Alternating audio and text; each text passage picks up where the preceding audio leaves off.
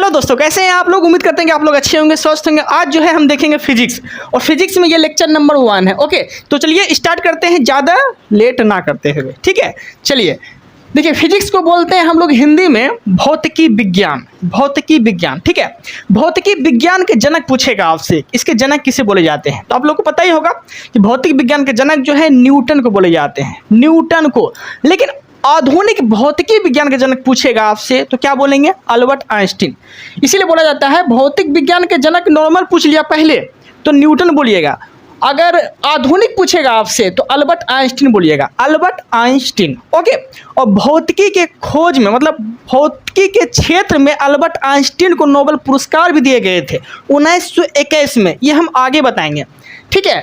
आगे देखते हैं रसायन विज्ञान। रसायन विज्ञान के जनक जो है लेबोसिए, लेबोसिए या लेबोजियर को बोले जाते हैं, ठीक है।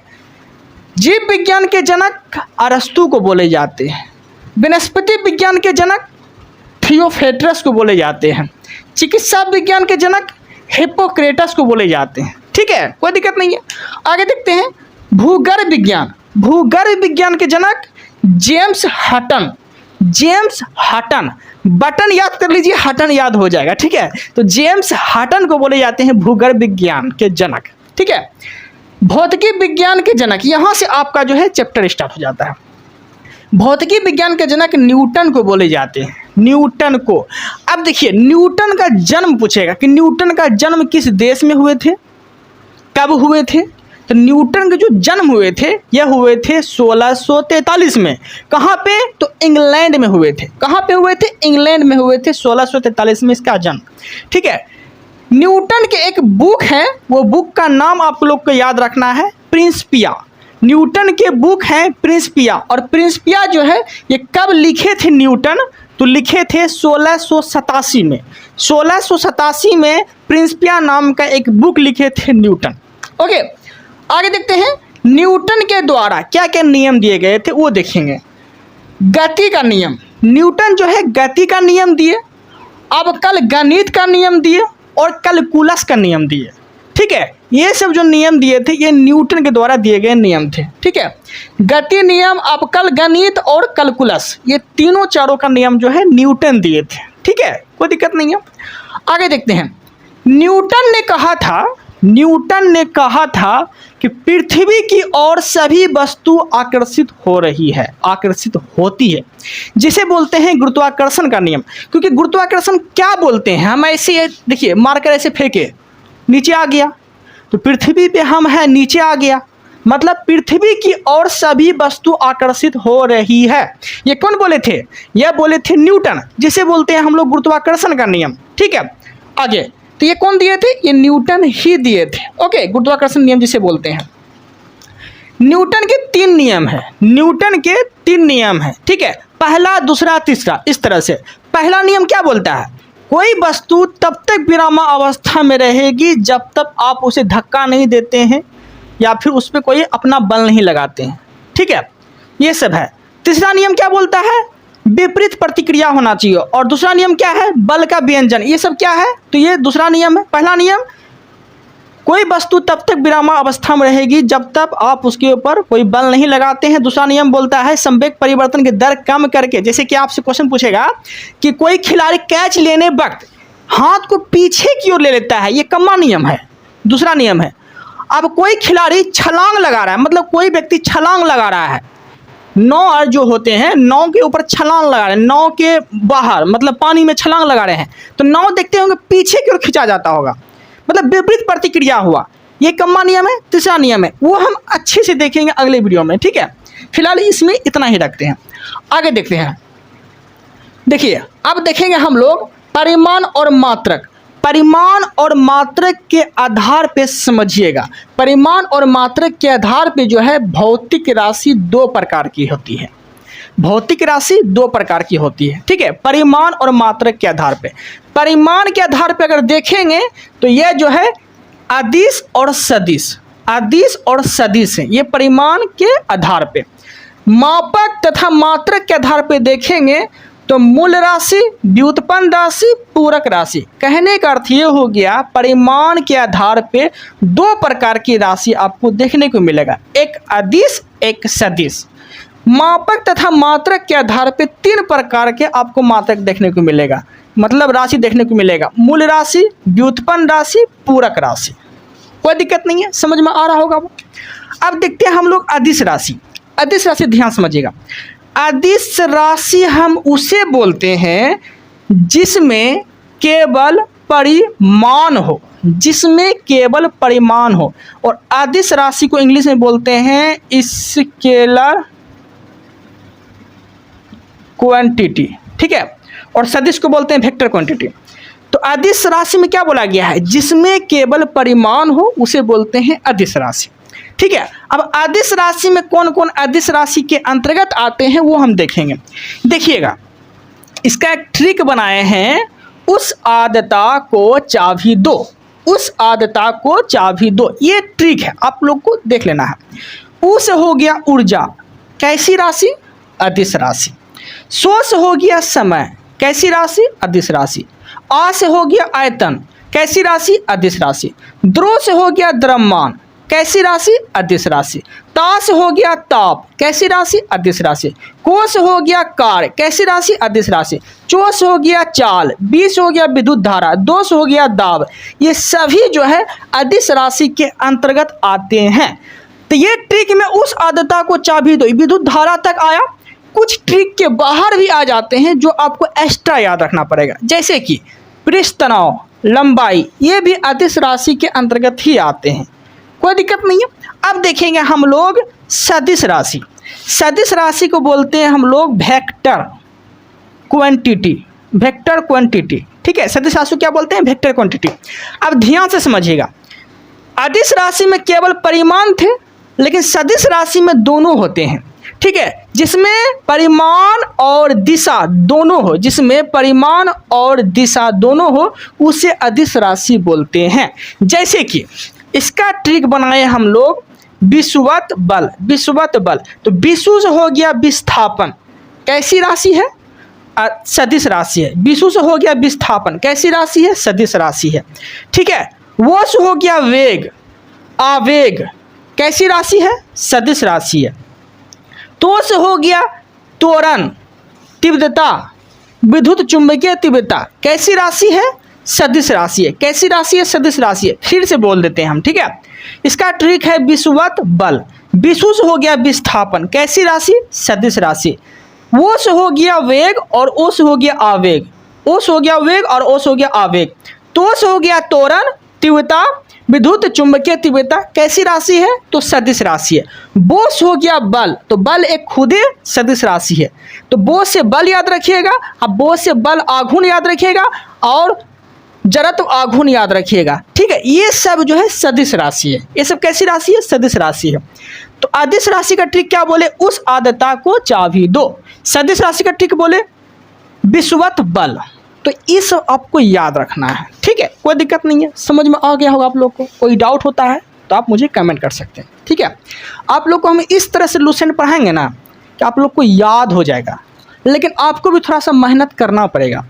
जो हम पढ़ाते हैं उसको थोड़ा सा रिवीजन किया करिए, नोट्स बनाया करिए, ठीक है। स्क्रीनशॉट हम लास्ट में लेने का मौका देते हैं, आप स्क्रीनशॉट लेके नोट्स बना लिया करिए, या फिर क्लास टाइम ही आप नोट्स बना लिया करिए। इससे क्या होगा, आपको ज़्यादा समझ में भी आएगा और नोट्स बना रहेगा पर्सनली आपका, तो आप बाद में रिवीजन भी कर सकते हैं, ठीक है। चलिए अब आगे देखते हैं। अब देखेंगे हम लोग मूल राशि। मूल राशि समझिएगा, मूल राशियों की संख्या जो है, संख्या कितनी होती है, कितनी है, तो 7। मूल राशि की संख्या 7। अब मूल राशि में कौन कौन आते हैं तो समझिएगा, लंबाई, द्रव्यमान, समय, ताप, विद्युत धारा, ज्योति तीव्रता, पदार्थ की मात्रा, ये सभी जो है मूल राशि के अंतर्गत आते हैं। और मूल राशियों की संख्या कितनी है, तो मूल राशियों की संख्या 7। मूल राशियों की संख्या 7, ठीक है। अब देखिएगा इसका मात्रक देखते हैं। लंबाई का मात्रक मीटर, जिसे हम एम से दर्शा दिए हैं, ठीक है। द्रव्यमान का मात्रक केजी, मतलब किलोग्राम, द्रव्यमान का मात्रक किलोग्राम, ठीक है। समय का मात्रक सेकेंड, समय का मात्रक सेकेंड। ताप का मात्रक केल्विन, ताप का मात्रक केल्विन, विद्युत धारा का ऐसा ही मात्रक एम्पियर, ज्योति तीव्रता का ऐसा ही मात्रक कैंडेला, पदार्थ की ऐसा ही मात्रक मोल, पदार्थ का ऐसा ही मात्रक मोल। ठीक है, समझ में आ गया होगा आप लोग को। मूल्य राशि देखिए, जो राशियों की संख्या 7 थी और सबका मात्रक भी देख लिए। ठीक है, अब देखते हैं आगे। अब देखिएगा, अगर आपको बीमा निकालना है, अगर आपको बीमा निकालना है तो 7 को जो मूल्य राशि है, इस 7 को नहीं याद रखना है, मैन को याद रखना है।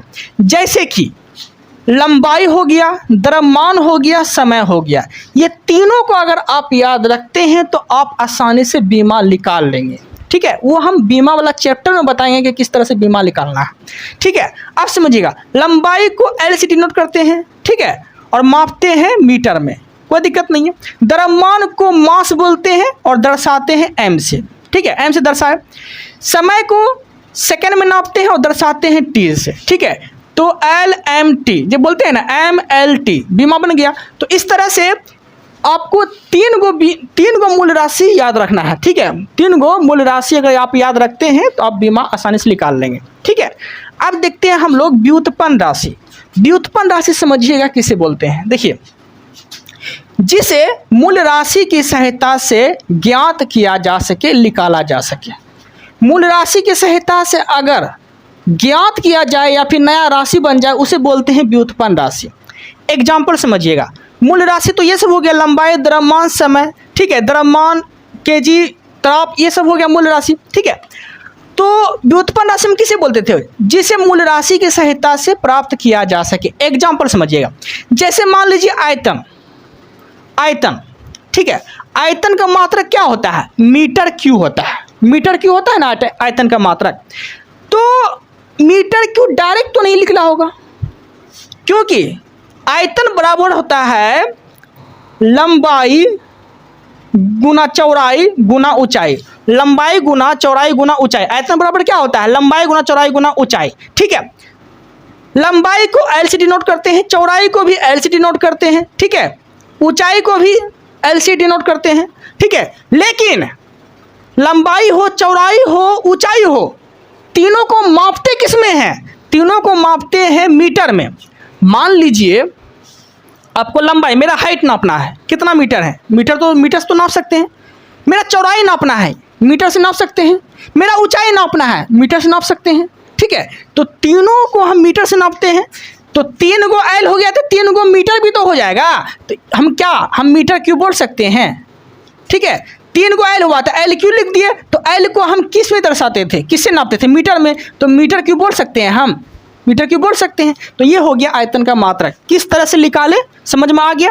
तो मूल्य राशि की सहायता से ही निकाले ना व्युत्पन्न राशि, तो उसी को बोलते हैं हम लोग व्युत्पन्न राशि, जो मूल्य राशि की सहायता से प्राप्त हो। ठीक है, अब देखते हैं आगे। देखिएगा, चाल। चाल बराबर क्या होता है, दूरी बटा समय। चाल बराबर क्या होता है, दूरी बटा समय। ये भी व्युत्पन्न राशि की डिफिनेशन है, समझिएगा। चाल बराबर दूरी बटा समय। दूरी को मीटर में नापते हैं, ठीक है, समय को सेकंड में नापते हैं और दर्शाते हैं टी से। ठीक है, दर्शाते हैं टी से। तो चाल बराबर मीटर पर सेकंड हम लिख सकते हैं, चाल बराबर मीटर पर सेकंड लिख सकते हैं, कोई दिक्कत नहीं है। ठीक है, क्योंकि ये व्युत्पन्न राशि मूल राशि की सहायता से हम प्राप्त किए। ठीक है, आगे अब देखते हैं मापक पद्धति के आधार पे। मापक पद्धति के आधार पे आपको 4 प्रकार की देखने को मिलेगा मापक पद्धति। कौन कौन, तो समझिएगा। एक देखने को मिलेगा CGS, एक FPS, एक MKS, एक SI। एक CGS, एक FPS, एक MKS, एक SI। ठीक है, कोई दिक्कत नहीं है। अब समझिएगा, CGS, C का अर्थ हो गया सेंटीमीटर, G का अर्थ हो गया ग्राम और S का अर्थ हो गया सेकेंड। ठीक है, CGS पद्धति को हम बोलते हैं फ्रांसीसी पद्धति। CGS मापक पद्धति को हम क्या बोलते हैं, फ्रांसीसी पद्धति भी बोलते हैं। ठीक है, अब देखते हैं FPS। FPS पद्धति को हम लोग ब्रिटिश पद्धति भी बोलते हैं। F का अर्थ हो गया फुट, P का अर्थ हो गया पाउंड। पाउंड कहाँ चलता है, ब्रिटिश में चलता है, ब्रिटेन में चलता है। ठीक है, तो F का अर्थ हो गया फुट, P से हो गया पाउंड और सेकेंड S का हो गया सेकेंड। ठीक है, तो FPS पद्धति को हम क्या बोलते हैं, ब्रिटिश पद्धति बोलते हैं। ठीक है, अब देखते हैं MKS। MKS पद्धति को इंजीनियरिंग क्षेत्र में इस्तेमाल करते हैं हम लोग, इंजीनियरिंग क्षेत्र में इस्तेमाल किया जाता है। M का अर्थ हो गया मीटर, K का अर्थ हो गया केजी और S का अर्थ हो गया सेकेंड। ठीक है, समझ में आ गया होगा आप लोग को कि किस तरह से नापते हैं और किसका फुल फॉर्म किसका क्या है। ओके, अब देखते हैं एसआई। एसआई का अगर पूछेंगे पूरा नाम तो इंटरनेशनल सिस्टम होता है, इंटरनेशनल सिस्टम होता है। इसे लागू जो किया गया था 1971 में लागू किया गया था। एसआई पद्धति को, एसआई सिस्टम को, इंटरनेशनल सिस्टम को 1971 में लागू किया गया था। ठीक है, आगे देखते हैं हम लोग त्रिक बिंदु। त्रिक बिंदु हम लोग किसे बोलते हैं? जिसमें तीनों अवस्था मौजूद हो, जिसमें तीनों अवस्था मौजूद हो उसे बोलते हैं हम लोग त्रिक बिंदु। जैसे ले लीजिए, मान लीजिए बर्फ, बर्फ ले लीजिए। बर्फ जब हाथ में लेंगे तो बर्फ ठोस भी है और हाथ में लेने के बाद जो है वो द्रव जैसा हो जाएगा, हाथ में लग जाएगा, तो बर्फ द्रव भी है। और बर्फ के अंदर जो है भाप निकलते रहता है, ठीक है, जिसे बोलते हैं ठोस कार्बन डाइऑक्साइड। ठीक है, तो बर्फ ठोस भी है, द्रव भी है और गैस भी है, तीनों अवस्था मौजूद है उसमें, तो उसे बोल सकते हैं हम लोग त्रिक बिंदु।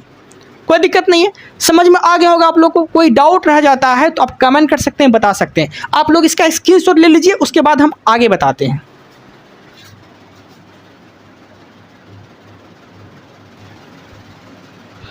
चलिए, स्क्रीनशॉट ले लिए होंगे आप लोग। अब जो है हम आगे देखते हैं। ठीक है, देखिएगा, अब देखेंगे हम लोग 10 के घातों में पुनर्लग्न। ठीक है, ध्यान से समझिएगा। जैसे कि हेक्सा 10 पे पावर कितना, 10 पे पावर 18, तो इसे ध्यान से समझिएगा। वैसे तो ये रटने का चीज़ है, लेकिन आपको समझाने का हम प्रयास करेंगे। देखिएगा, मेरे साथ साथ अगर आप बोलते हैं तो आपको जल्दी याद हो जाएगा। देखिएगा, इस तरह से हम लिखें, ठीक है, और 3-3 घटते जाता है, इसमें जो है 3-3 घटते जाता है। तो 3-3 घटाता है कहाँ पे, कहाँ तक आपको 3-3 घटाना है? आपको जो है 6 तक 3-3 घटाना है, 6 तक। ठीक है, मतलब 3 तक आपको 3-3 घटाना है। कैसे समझिएगा, देखिए मेरे साथ साथ बोलेंगे तो आपको याद हो जाएगा। Hexa peta tera giga mega kilo hecto deca, hexa peta tera giga mega kilo hecto deca, hexa peta tera giga mega kilo hecto deca. ठीक है, अब समझिएगा, फिर से बोल देते हैं। Hexa peta tera giga mega kilo hecto deca, hexa peta tera giga mega kilo hecto deca. इस तरह समझ में आ गया आप लोग को? अब समझिएगा, हेक्सा, एक हेक्सा बराबर 10 पे पावर 18, 10 पे पावर 18। ठीक है, एक पेटा बराबर 10 पे पावर 15, 3-3 घट रहा है, 3-3 माइनस हो रहा है ना, तो यहाँ 10 के पावर 3 तक आपको माइनस करना है, उसके बाद फिर एक माइनस होता है। तो हेक्सा 10 पे पावर 18, पेटा 10 पे पावर माइनस 15, मतलब 15, सिर्फ 15, टेरा 10 पे पावर 12, गीगा 10 पे पावर 9, मेगा 10 पे पावर 6, किलो 10 पे पावर 3, हेक्टो 10 पे पावर 2, डेका 10 पे पावर 1। तो हम क्या बोले? Hexa peta tera giga mega kilo hecto deca, hexa peta tera giga mega kilo hecto deca. समझ में आ गया आप लोग को? ठीक है, तो इस तरह से आपको याद करना पड़ेगा। ठीक है, आप समझिएगा, कुछ नोट में यहाँ लिखे हैं जो कि 10 पे पावर 18 के बाद भी आ जाते हैं। जैसे कि जेटा, जेटा पूछेगा आपसे तो 10 पे पावर 21, जेटा 10 पे पावर 21, योटा, योटा, योटा 10 पे पावर 24, जेटा 10 पे पावर 21, योटा 10 पे पावर 24। ठीक है, कोई दिक्कत नहीं है, समझ में आ गया होगा आप लोग को। तो ये देखें हम प्लस के घात में, ये हम प्लस के घात में देखें। अब देखेंगे हम लोग माइनस के घात में। ठीक है, ध्यान से समझिएगा, माइनस के घात में ये था प्लस, ये था माइनस।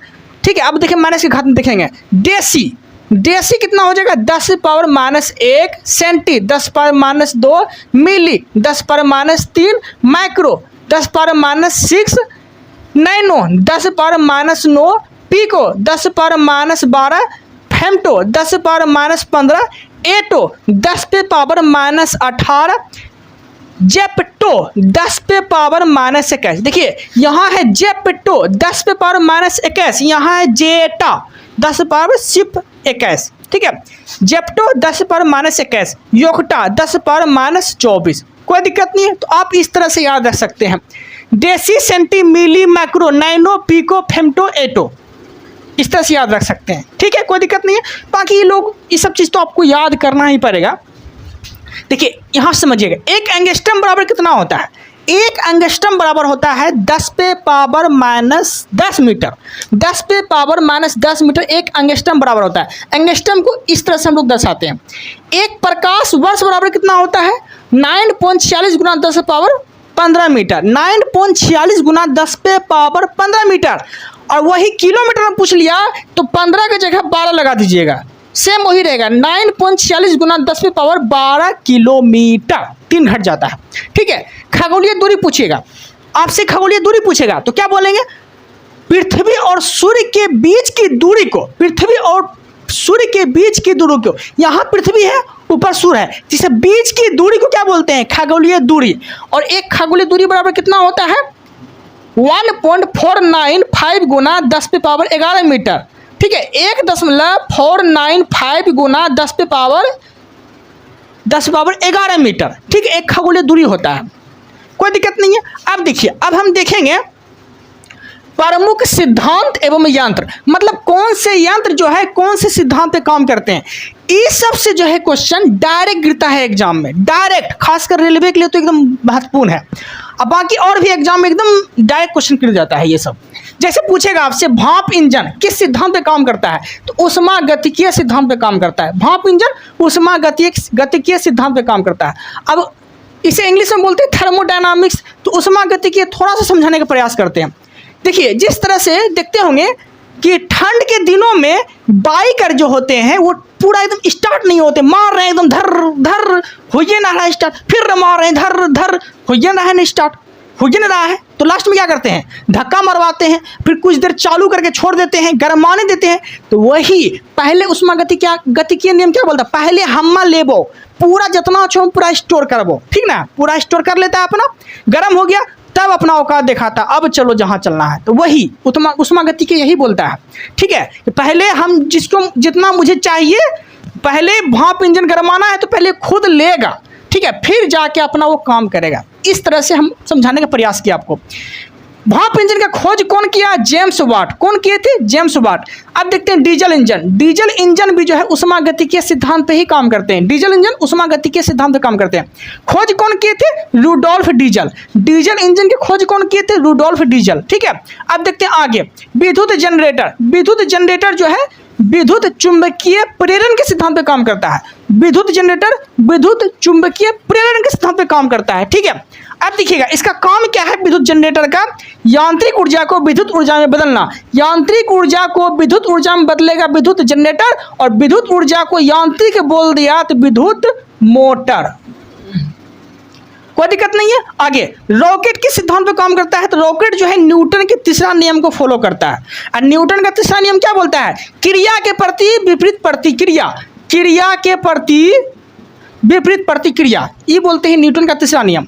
सोनार, सोनार का पूरा नाम क्या होता है, sound navigation and resin. Sound navigation and resin, ठीक है, सोनार का पूरा नाम क्या हो गया, साउंड नेविगेशन एंड रेजिन। ये किस सिद्धांत पे काम करता है, तो समझिएगा, ये जो है सुनिए, यहाँ पे देखिए लिखा हुआ है।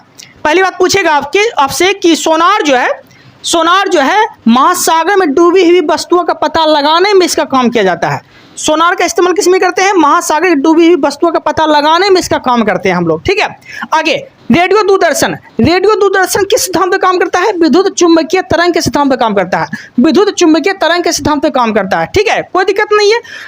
अब देखिएगा, विद्युत चुंबकीय तरंग जो होते हैं ये 7 प्रकार के होते हैं। कितने प्रकार के होते हैं, 7 प्रकार के होते हैं विद्युत चुंबकीय प्रेरण, मतलब तरंग। फिर से बोल देते हैं, रेडियो दूरदर्शन जो है, ठीक है, रेडियो दूरदर्शन लीजिए या FM लीजिए, कुछ भी लीजिए, तो ये जो है विद्युत चुंबकीय तरंग के सिद्धांत पे काम करता है। लेकिन कौन से तरंग के सिद्धांत पे काम करता है, कौन सा तरंग, तो लघु रेडियो तरंग के सिद्धांत पे ये रेडियो दूरदर्शन काम करता है। अब देखिएगा, विद्युत चुंबकीय तरंग की बात आ गया तो टोटल जो है विद्युत चुंबकीय तरंग कितना होते हैं, टोटल 7 होते हैं। कितना होते हैं, टोटल 7 होते हैं। 7 का हम ट्रिक बना दिए हैं। ट्रिक क्या है, गाये अभिजु इन्फा मारे, गाये अभिजु इन्फा मारे। गो से गामा किरण, ए से एक्स किरण, ओ से हो गया अल्ट्रावायलेट किरण, बीजु मतलब दृश्य प्रकाश, ये तो प्रकाश का चैप्टर ही है, ठीक है, वो आपको अलग पढ़ना पड़ेगा। ठीक है, इन्फा मतलब हो गया अवरत किरण, मो से हो गया माइक्रो जिसे बोलते हैं सूक्ष्म किरण, रे से हो गया रेडियो जिसे बोलते हैं रेडियो तरंग। ठीक है, कोई दिक्कत नहीं है। गामा किरण का खोज किया था बेकुरल, एक्स किरण का खोज किया था रोंटगन, यूवी किरण का खोज किया था रीटर जिसे बोलते हैं पराबैंगनी किरण। ठीक है, अवरत किरण का खोज किया था हर्शेल, ठीक है, कोई दिक्कत नहीं है। तो ये सब आपको याद रखना पड़ेगा, ठीक है, कोई दिक्कत नहीं है। आगे देखते हैं वायुयान। वायुयान किस सिद्धांत पे काम करता है? तो बर्नौली के सिद्धांत पे काम करता है। वायुयान बर्नौली के सिद्धांत पे काम करता है। ओके, वायुयान की खोज पूछेगा तो दो भाई मिलके किए थे, जिसे बोलते हैं राइट ब्रदर्स, ठीक है। वो दो भाई कौन थे जो वायुयान की खोज किए थे? तो एल बियरे और बिल्बर, एल बियरे और बिल्बर, ये दोनों भाई थे जो कि वायुयान की खोज किए थे। रडार, रडार का पूरा नाम होता है radio detection and raising, radio detection and raising, ठीक है। ये किस सिद्धांत पे काम करता है? तो समझिएगा, ये प्रतिध्वनि के सिद्धांत पे काम करता है, प्रतिध्वनि के सिद्धांत पे ये काम करता है, ठीक है। लेकिन इसका इस्तेमाल हम किस में करते हैं? तो दूर स्थित वस्तुओं का पता लगाने के लिए, दूर स्थित वस्तुओं का पता लगाने के लिए रडार का इस्तेमाल करते हैं। जैसे अंतरिक्ष में कोई वस्तु खो गया तो उसमें हम रडार का इस्तेमाल करते हैं, ठीक है। आगे, रडार की खोज कौन किए थे? टेलर एवं यंग किए थे। रडार की खोज टेलर एवं यंग किए थे, ठीक है। आगे देखते हैं प्रकाशिक तंतु, जिसे बोलते हैं ऑप्टिकल फाइबर, ठीक है। यह किस सिद्धांत पे काम करता है? यह किस सिद्धांत पे काम करता है? तो यह सिद्धांत पे काम करता है प्रकाश के पुनःआंतरिक परावर्तन, प्रकाश के पुनःआंतरिक परावर्तन के सिद्धांत पे काम करता है। कौन चीज? ऑप्टिकल फाइबर बोलिए या फिर प्रकाशित तंतु बोलिए, प्रकाश के पुनःआंतरिक परावर्तन के सिद्धांत पे काम करता है। कोई दिक्कत नहीं है। फिलहाल इस वीडियो में इतना ही रखते हैं, मिलते हैं हम लोग अगले टॉपिक के साथ। Thank you, thanks for watching. अगर आप लोग चैनल पर नए हैं तो सब्सक्राइब जरूर करिएगा। इस तरह से आप लोग को लेसन पढ़ाएंगे ना कि एकदम लगेगा कि हम सच में कम टाइम में ज़्यादा पढ़ रहे हैं, इस तरह से पढ़ाएंगे कि। तो फिलहाल इस वीडियो में इतना ही रखते हैं। Thank you, thanks for watching.